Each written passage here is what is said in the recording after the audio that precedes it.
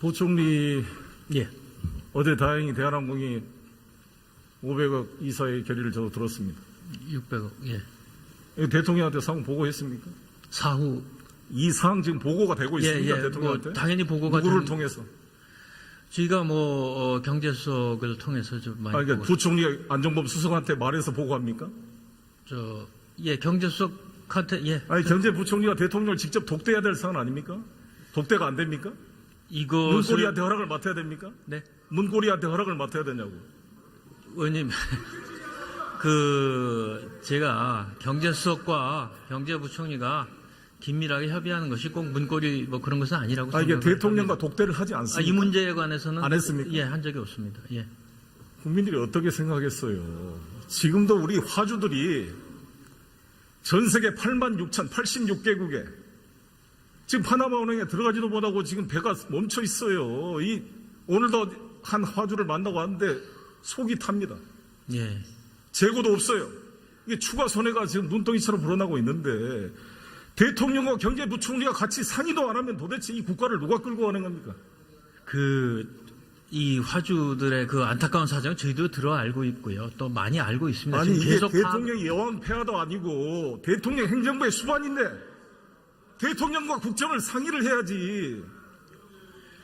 의원님, 대통령과 상의를 하는 절차는 여러 가지가 있다고 생각을 하고요. 저희가. 아니, 직접 부총리가 만나가지고 해수부 장관하고 대통령 주재로 긴급 대책회의를 열어야 될 거 아닙니까? 북한 미사일만 쏠 때 대책회의 열 게 아니라 이것도 정말 심각한 문제입니다.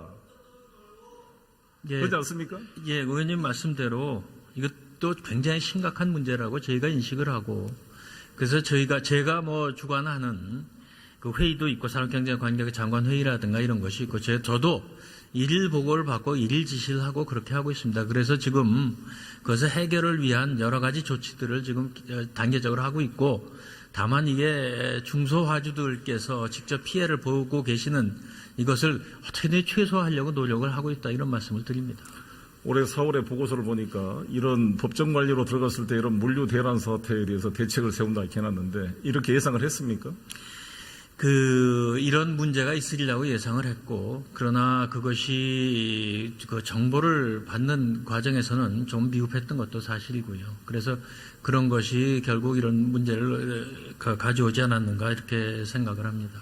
이렇게 될 예상이 되는데 돈 1,000억, 돈 500억 그거를 처리 안 해가지고 이렇게 물류 대란을 일으켰어요?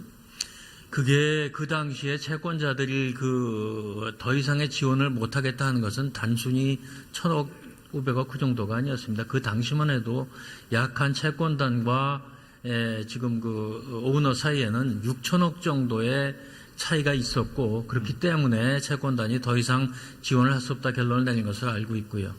또 이것이 6천억이 만약에 채권단이 지원을 했다 하더라도 그러면 내년엔 또 어떻게 될 것인가 하는 문제를 아마 고민을 했던 것으로 저는 보고를 받았습니다.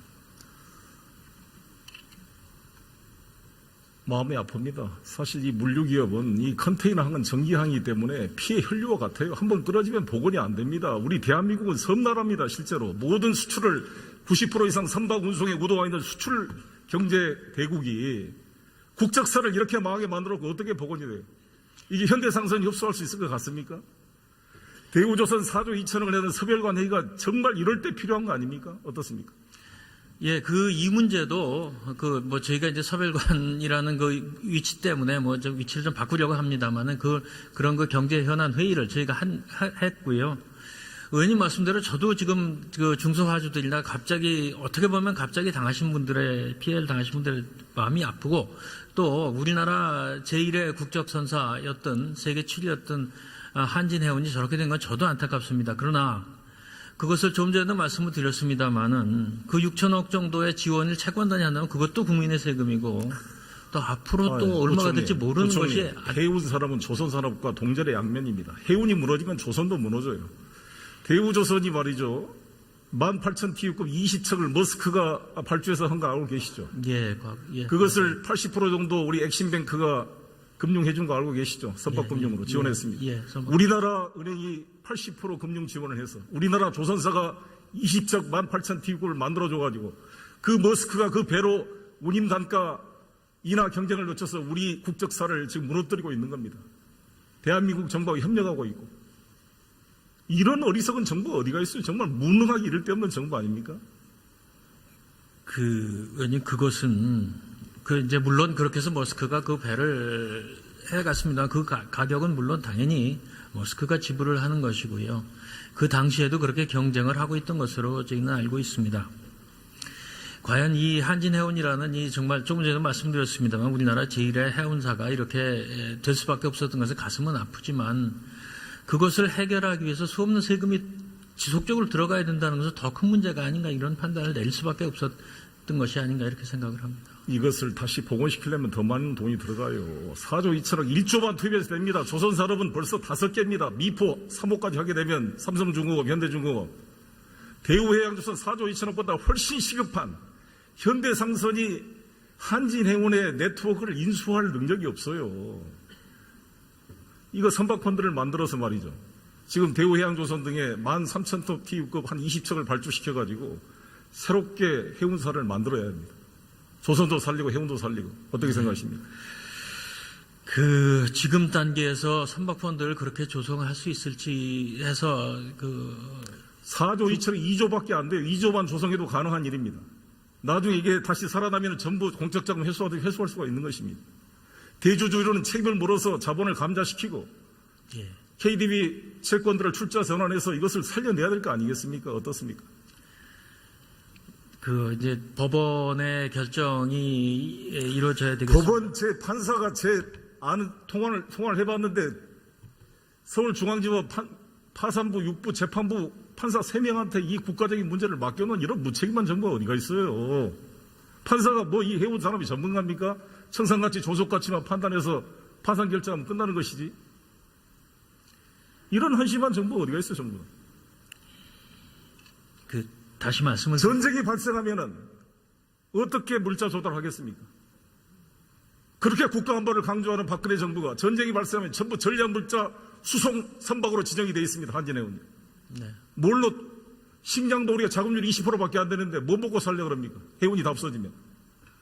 중국배가 안 태워주면, 머스크가 안 태워주면, 공간이 없다고 거절하면 어떻게 화물을 선정할 수가 있겠습니까?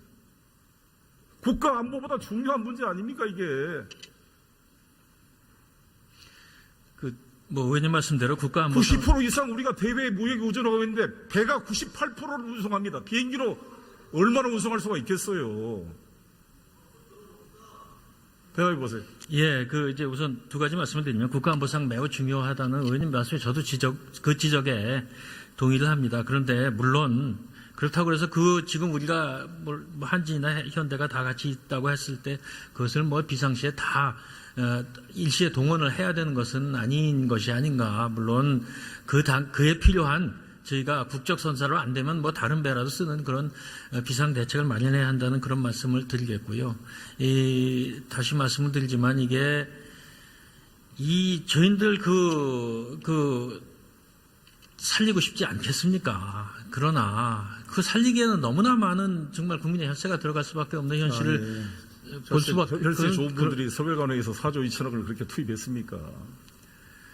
이건 정말 이렇게 해서는 안 됩니다. 이런 것을 결단하려면 대통령의 결단이 필요하기 때문에 제가 대통령 보고를 물어보는 겁니다. 이것을 우리나라 해운 산업이 붕괴하는 해마야 중요한 문제를 대통령한테 보고도 제대로 안 하고 도대체 어떻게 국정을 끌고 가는 거예요, 이게? 완전히 노무현 대통령을 경포대라고 경제를 포기한 대통령이라고 새누리당이 비판했지만 이건 경무대입니다. 경무대. 경제에 무지하고 무식하고 무책임하고 무경한 대통령 아닙니까, 이거? 그렇게 만들고 있지 않습니까, 관료들이? 의원님, 결코 경제에 무지한 대통령이 아니라는 말씀을 드리고요. 또 이제 보고가 전혀 안 된다고 말씀하시죠. 보고가 계속 되고 있습니다. 그러니까 국무회의 석상에서도 대통령께서도 직접 말씀을 하시고 저희도 계속 청와대 쪽에다 일일로 즉시 보고가 되는 것으로 또 매일 파악하고 계시는 걸 저희는 다 그렇게 알고 있습니다. 시간이 부족해서 들어가십시오.